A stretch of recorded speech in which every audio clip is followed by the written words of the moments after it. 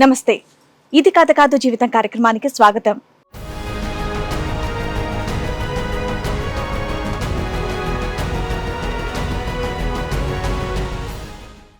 Two years back marriage చేసుకున్నాం madam. ఏదో ఒకటి ఇంటికాడ లేడీ ఒకటి ఉంటుంది కదా, ఆమె తోడుగా ఏదో ఉండాలని చిన్న షాప్ లాంటిది పెట్టించాం మేడం, బడ్డీ కొట్టు మీ ఆవిడికి. మా ఆవిడకి.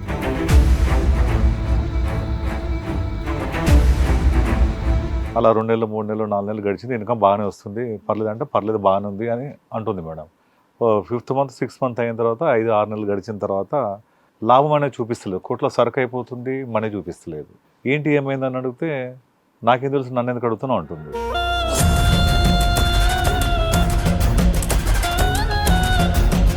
అలా 1 నెల అయిపోయింది, 2 నెలలు అయిపోయింది, మళ్ళీ ఏడో నెలల వరకు వచ్చేసింది. చూసి సరుకు అంతా అయిపోతుంది, సరుకు బయట నుంచి అప్పు తీసుకొస్తున్నాం పెడుతున్నాం, అంతా అయిపోతుంది, సరుకు వెళ్ళిపోతుంది, డబ్బులు కనబడతలేదు. నేను ఏం చేస్తున్నా నాకేం తెలియదు అంటుంది. నేను దుకాణంలో చిన్న కెమెరా పెట్టించాను సార్. అది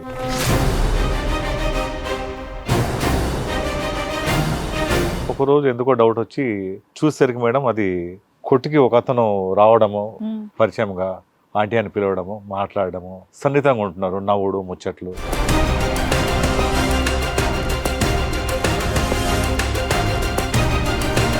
రెండో రోజు కూడా అదే జరిగింది. మూడో రోజు డైరెక్ట్గా ఏకంగా షటర్ కిందకి వేసి నా సిగ్గు నోటితో చెప్పలేక నేను ఏది ఈ ఫుటేజ్ చూపెట్టారు ఆవిడకి.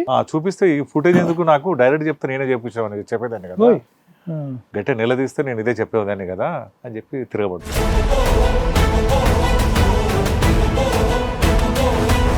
మీరు అడిగిన తర్వాత ఏమంది సార్? మరి ఉన్నారా, కలిసి ఉన్నారా, వెళ్ళిపోయింది ఆవిడ ఏమన్నా వాళ్ళ ఇంటికి? నన్ను ఏం చేస్తావు చెయ్యి, ఇదే విధంగా నేను ప్రవర్తిస్తా, నాకు నీ మీద నాకు ఇష్టం లేదు, ఏం చేసుకుంటావో చేసుకో, ఏం చేసుకుంటావో చేసుకో. అది ఆమె అంటుంది డైరెక్ట్, నువ్వు నాకు ఇష్టం లేదు, నేను తీసుకొచ్చి పెట్టుకుంటా, సీసీ ఫుటేజ్ ఎందుకు పెట్టినా అవసరం లేదు నాకు.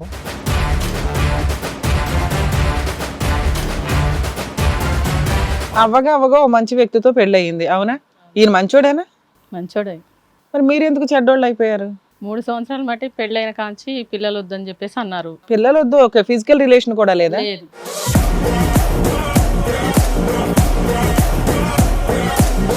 సిక్స్ మంత్ వరకు కూడా మేము కనీసం టచ్ కూడా తను చేయలేదు.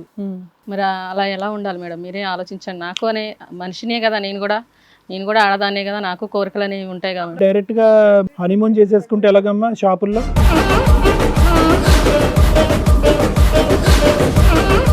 షాప్ లో సరుకులు కూడా అయిపోతాయి అంటే మరి ఆ డబ్బులన్నీ ఏం చేస్తున్నావు? అమ్మిన అమౌంట్ ఏం చేయట్లేదు మేడం. అబ్బాయికి ఇస్తున్నావు ఏంటి కొంప తీసి? నాకు ఆ అబ్బాయి ఇయ్యపోయేది, సరుకులు తీసుకుపోయేది.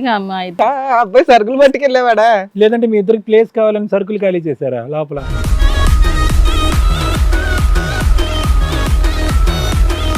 చూస్తే మీరు చిన్నోళ్ళ ఉన్నారు, ఆవిడేమో పెద్ద ఆవిడ. ఏంటమ్మా ఆవిడ షాప్ లో ఏ సామాన్లు ఉండవంటే అన్ని మీరే పట్టిపోతారంట. షాప్ కి సరుకులు కొనుక్కోవడానికి వెళ్తున్నా లేకపోతే ఏంటి? సరుకులు కొనుక్కోడానికి వెళ్తాం.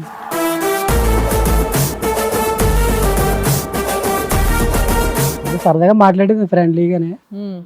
అలా అన్ని పట్టుకెళ్ళేవాడు అంట, ఇడ్లీ పిండి దోశ పిండిలు అన్ని పట్టుకెళ్ళేవాడు అంట ఫ్రీగా. పట్టుకెళ్ళేవాడు అండి. ఆవిడ అడిగిందండి మరి ఆశగానే, ఆవిడ బాగా ఇష్టపడేదండి. మరి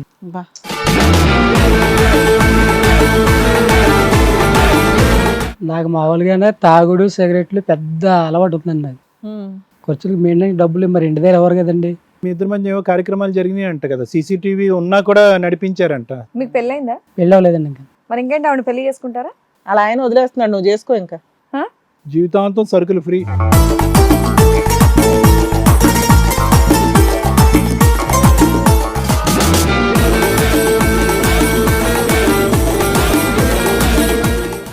ఇది కథ కాదు జీవితం ప్రోగ్రామ్ అందరికంటే ఒక రోజు ముందుగా మీరు చూడాలి అనుకుంటే వెంటనే డౌన్లోడ్ చేయండి హిట్ టీవీ యాప్. ఇందులో మీరు నచ్చే మెచ్చే కంటెంట్ సిద్ధంగా ఉంది. మరి ఇంకెందుకు ఆలస్యం, వెంటనే డౌన్లోడ్ చేసుకోండి హిట్ టీవీ యాప్.